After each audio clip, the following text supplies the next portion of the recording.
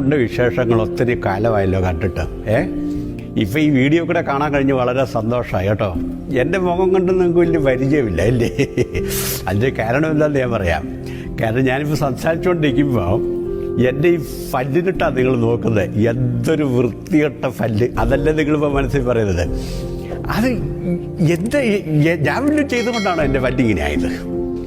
മിക്കവാറും നമ്മളെല്ലാം ഓരോരുത്തരെ കാണുമ്പോൾ അയ്യോ അവനൊരു കൊടവയറൻ, മൊട്ടത്തലയൻ, കറമ്പി, എലുമ്പി, കൊടക്കാല്, പിന്നെ നല്ല വണ്ണമുള്ളതാണെങ്കിൽ പൊണ്ണത്തടിയൻ, പിന്നെ ഒന്നും കഴിക്കാനില്ലാത്തവനാണെങ്കിൽ ദരിദ്രവാസി.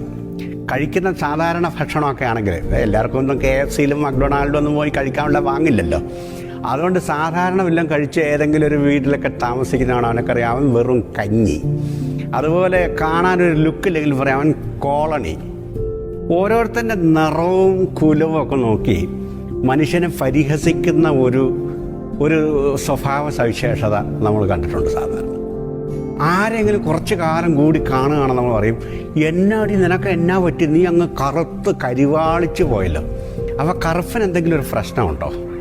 വണ്ണത്തിന് എന്തെങ്കിലും പ്രശ്നം? ചിലപ്പോൾ ചിലർ വണ്ണമായിട്ടിരിക്കുന്ന അവർ എന്തെങ്കിലും കഴിക്കുന്ന മരുന്നിൻ്റെ ആയിരിക്കും.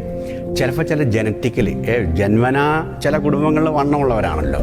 പക്ഷെ നമ്മളൊരു മനുഷ്യൻ്റെ വണ്ണം, അവൻ്റെ നിറം, മുടി, അതുപോലെ തൊലിയുടെ നിറം, അവൻ ജനിച്ച ഗോത്രം, കുലം, ഭാഷ, ഇതിനെല്ലാം ചൊല്ലി നമ്മൾ ആളുകളെ വെറുതെ പരിഹസിക്കുന്നവരാണ്.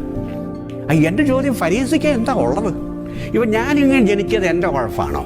എനിക്ക് ഈ നിറമാണ് ഉള്ളത്, ഞാൻ എന്തെങ്കിലും ചെയ്തിട്ടാണോ എനിക്ക് ഈ നിറം വന്നത്? അല്ലല്ലോ. നിങ്ങളൊരു പക്ഷേ വെളുത്തായിരിക്കും, നിങ്ങളെന്തെങ്കിലും ചെയ്തുകൊണ്ടാണോ നിങ്ങൾ വെളുത്തതായത്? അല്ലല്ലോ. അപ്പോൾ കുലത്തിൻ്റെ പേരിൽ, നിറത്തിൻ്റെ പേരിൽ, വർഗത്തിൻ്റെ പേരിൽ, അതുപോലെ വർണ്ണത്തിൻ്റെ പേരിൽ ഒക്കെ മനുഷ്യന് ഓരോരുത്തരെയും പരിഹസിക്കുന്നത് നമ്മൾ സാധാരണ കാണാറുണ്ട്.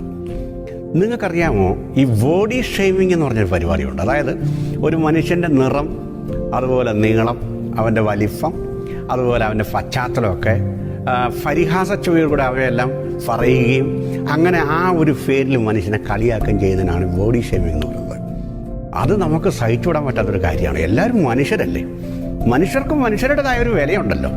അതാണല്ലോ ഇപ്പോൾ ആര് മരിച്ചാലും, ഒരു യാചകനാണെങ്കിലും ട്രെയിൻ പാളത്തിൽ കൂടെ അവൻ നടന്നു പോകുന്ന സമയത്ത് ട്രെയിൻ വന്ന് അവനെ ഇടിച്ചെന്ന് വിചാരിച്ചു, അവൻ്റെ ശവശരീരം കാണാൻ വരുന്ന പോലീസുകാരൻ തൊപ്പി ഊരും. എന്നത്തിനാണെന്നറിയാമോ?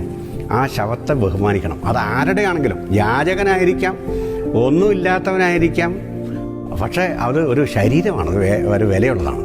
അപ്പോൾ ഞാൻ ചോദിക്കുന്നത്, ഈ മരിച്ചു കഴിഞ്ഞാൽ മാത്രം തൊപ്പി ഊരിയാൽ മതിയോ? മരിച്ചു കഴിയുമ്പോൾ മാത്രമേ ഉള്ളൂ മനുഷ്യർക്ക് വില.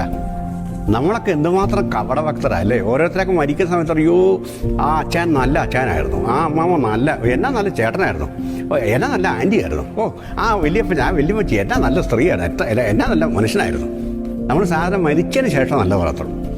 അതുവരെ ജീവനുള്ളിടത്തോളം കാലം മനുഷ്യൻ്റെ എന്തെങ്കിലും ഒരു പോരായ്മയുണ്ടോ എന്ന് നോക്കും. അവനൊരു കണ്ണ് ചെറുതാണോ, അല്ലെങ്കിൽ കോങ്കണ്ണാണോ, പല്ല് പൊങ്ങിയതാണോ, അല്ലെങ്കിൽ അവന് മുച്ചിറിയുണ്ടോ, അല്ലെ അവൻ നടക്കുമ്പോൾ അവന് ചട്ടുണ്ടോ, സംസാരിക്കും വിക്കുണ്ടോ, ഇങ്ങനെ മനുഷ്യൻ്റെ ബലഹീനത നോക്കി അവനെ പരിഹസിക്കുക.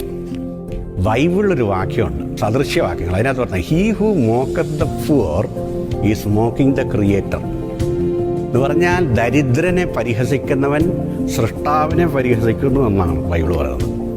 മാത്രമല്ല God loves the way you are. വേദോസം പറഞ്ഞൊരു വലിയൊരു കാര്യമാണ്.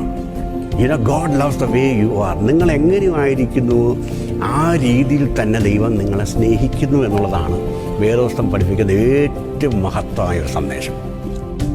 സങ്കീർത്തനം 139 ആ സങ്കീർത്തനത്തിനകത്ത് സങ്കീർത്തനക്കാരൻ പറയാണ്, I am wonderfully and fearfully made. ദൈവം എന്നെ അത്ഭുതപൂർവമായി ദൈവം സൃഷ്ടിച്ചിരിക്കുകയാണ്. എന്നിട്ട് ആ ദൈവം പറയാണ്, നീ നിൻ്റെ അമ്മയുടെ ഉദരത്തിൽ പിണ്ടാകാരമായിരുന്നപ്പോൾ ഞാൻ നിന്നെ കണ്ടു. God loved you even before you were born. അതുകൊണ്ട് ബാഹ്യകാര്യങ്ങളിലല്ല സൗന്ദര്യം, ആണോ? അല്ല. അതുകൊണ്ടൊരു മനുഷ്യനെ പരിഹസിക്കാനോ, അവൻ്റെ ത്വക്കിൻ്റെയോ മൂക്കിൻ്റെയോ കണ്ണിൻ്റെയോ ചെവിയുടെയോ പൊക്കത്തിൻ്റെയോ നിറത്തിൻ്റെയോ പല്ലിൻ്റെ നിറത്തിൻ്റെയോ, പല്ല് പൊങ്ങിയതാണോ പല്ലില്ലാത്തതാണോ, വിക്കുണ്ടോ, നടക്കുമ്പോൾ ചട്ടുണ്ടോ, കാഴ്ചക്കുറവുണ്ടോ, ഇത് മനുഷ്യരെല്ലാം നമ്മളെല്ലാം കുറവുള്ളവരല്ലേ? അപ്പോൾ കുറവുള്ളവരാണ് നമ്മളെല്ലാവരും. നിങ്ങളൊരു കുറവ് എന്നിൽ കാണുമ്പോൾ നിങ്ങൾ 100 കുറവ് കാണും ഞാൻ.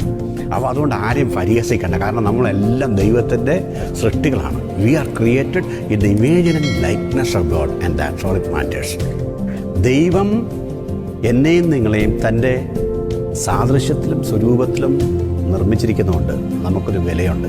അതുകൊണ്ട് ആരെയും പരിഹസിക്കാതിരിക്കാം. അതാണ് എനിക്കിന്ന് പറയാനുള്ള വലിയ കാര്യം. ഇത്തിരി നേരം ഒത്തിരി കാര്യം.